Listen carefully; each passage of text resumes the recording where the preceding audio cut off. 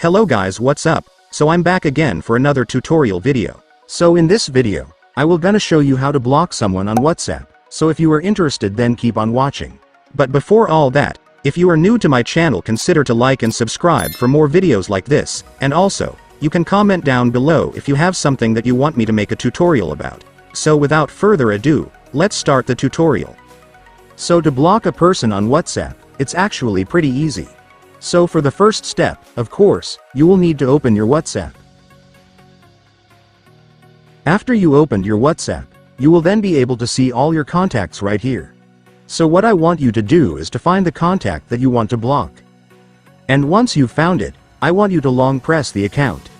After long pressing, next, I want you to tap the three dots on the top right corner. After that, you will now be able to see the block option right here. Just tap it. And then WhatsApp will send you a confirmation if you really want to block the account. Just tap block if you're already sure that you want to block it. And then after that, it's done. The contact will now be blocked. And if you've decided to unblock the contact, just repeat the same step as we did when blocking the account. And then the account will now be unblocked.